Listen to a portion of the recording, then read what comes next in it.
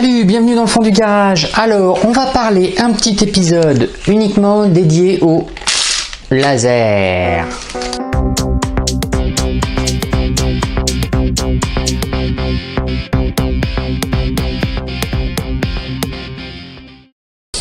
Alors, on va pas parler d'un nouveau sabre laser, mais on va parler de petits lasers de genre qu'on arrive à trouver pour les 60 €. Donc celui-ci, c'est un 1000 milliwatts.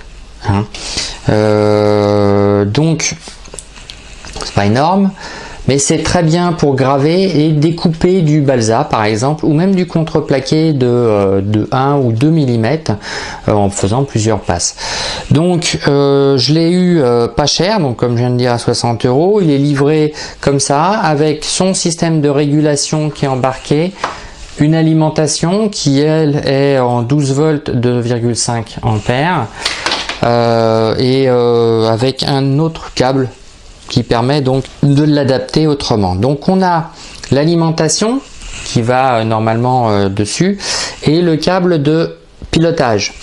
C'est plutôt sympa. Par contre, c'est toujours extrêmement dangereux. Alors déjà parce que ça peut brûler, mais surtout que ça peut rendre aveugle. Du coup, j'ai acheté avec ça une paire de lunettes de protection. Alors, qu'est-ce qu'elles ont? En quoi elles protègent? Alors, elles sont rouges, le laser est bleu. Théoriquement, on doit avoir une couleur proche de la longueur d'onde pour éviter que le laser traverse les lunettes. Mais j'ai fait un essai directement en tirant dessus avec les deux petits points qu'on voit ici, là et là. C'est pas passé à travers. Et derrière, il y avait strictement aucune lumière qui passait, lumière visible. Bon, l'objectif c'est pas de tirer non plus en direction de quelqu'un. C'est évident. Première étape, puisque celui-ci, je vais l'installer sur mon ancienne machine imprimante 3D. Il faut que je fasse donc que j'imprime en fait le système de montage pour pouvoir le mettre et puis que ça marche quoi. Bon, en fait non, j'ai rien imprimé, j'ai trouvé une équerre, voilà, qui va bien aller. Il faut juste que je recoupe un peu les ensembles pour pouvoir fixer ça. Donc on a sorti la Dremel et on va faire tout simplement un petit peu de bruit.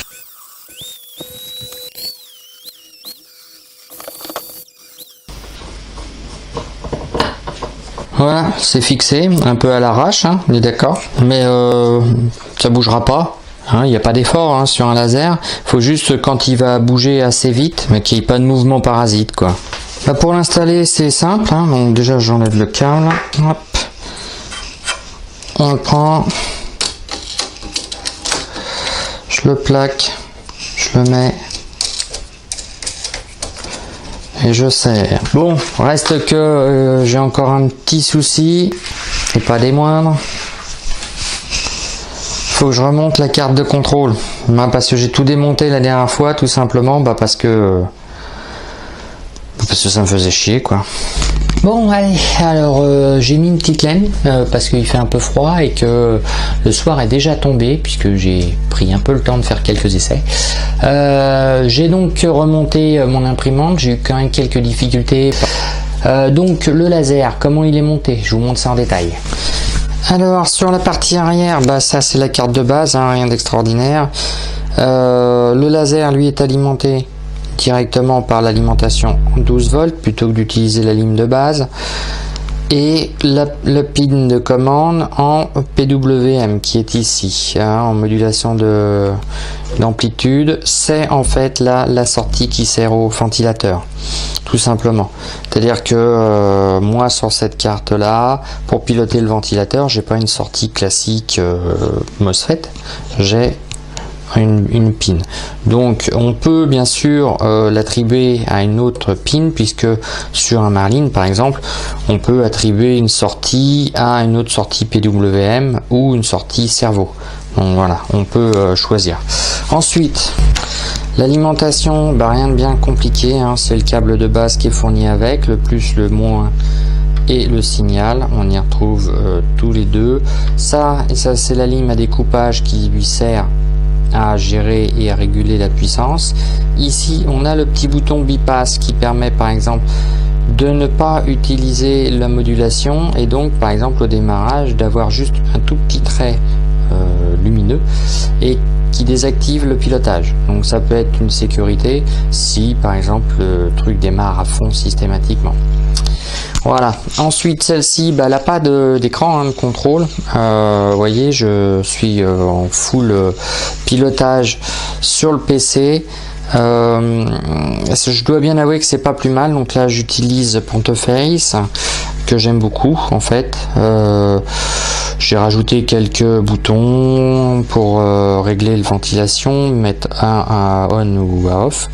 Donc c'est vraiment très pratique. On a une visu du trajet. Donc là j'avais un truc pourri que j'ai essayé mais qui marchait pas. Donc voilà, ça permet quand même de voir ce qu'on fait.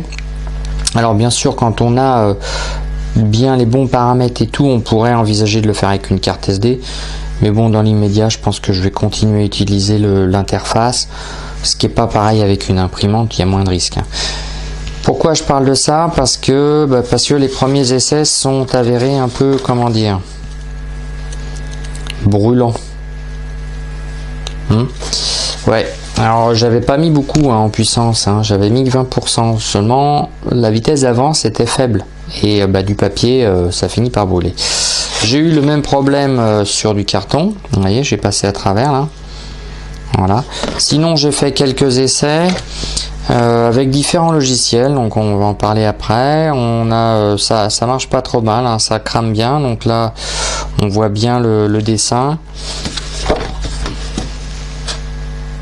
Donc ça marche. Simplement, vraiment aucune installation particulière. Alors ça marche mieux effectivement, les logiciels de pilotage sont plus orientés GRBL plutôt que Marlin. Mais bon, ça on n'a pas de problème, ils sont tous les deux compatibles, on va en parler juste après. Alors ensuite, pour générer le G-code, parce que c'est quand même la partie la plus intéressante, la plus contraignante suivant ce qu'on veut. Moi j'utilise deux trucs. J'ai Inkscape, il y a un plugin qui est dessus, qu'on peut trouver assez facilement. Je vous mettrai le lien dans la description. C'est un plugin de 305 Engineering, c'est Raster Laser to G-code. Donc c'est tout simple, ça prend de base le dessin que vous avez réalisé, ça il y a deux trois petits paramètres à rentrer, la mise à 1 du laser, la mise à 0 du laser. Donc vous tapez directement le G-code qui permet de le faire. Donc c'est pour ça que je vous disais que c'est pas trop gênant que ça soit sur une imprimante, soit sur GRBL. On met en fait le G-code de déclenchement que l'on souhaite. Ça vous génère un G-code, c'est pas mauvais, c'est fonctionnel, c'est simple. Alors c'est plus dédié sur Inkscape à transformer des photos plutôt des photos ou des images en dégradé de gris, parce que c'est vraiment plus orienté pour faire ça. Ensuite j'utilise LaserWeb qui est open source toujours. Qu'est-ce qu'il a de particulier? Il est super simple. Il a l'avantage de pouvoir faire soit de la découpe sur des pièces tout simplement, s'en servir comme découpe laser, générer le G-code pour découper au laser, soit faire de la gravure ou comme ce que j'ai fait là. Donc je ferai peut-être un petit tuto dessus pour vous expliquer comment il marche. Voilà, que dire de plus? 60 €, j'ai galéré pour remettre en route mon imprimante, mais c'était pas lié à l'utilisation du laser. Ne pas oublier les lunettes, parce que si vous lancez le laser, même si vous le regardez pas, ça éclaire quand même, ça diffuse pas mal. Idéalement, il faudrait avoir un plexiglas de couleur tout autour pour casser la lumière. Donc toujours porter des lunettes de sécurité, et ça c'est impératif. Voilà, donc utilisez pas ce genre de truc pour faire tout et n'importe quoi, c'est dangereux. Vous pouvez vous brûler et devenir aveugle. Ça enflamme le papier, donc ça fait fondre le plastique. Enfin, c'est quand même très puissant pour un laser de cette taille là. Soyez prudents.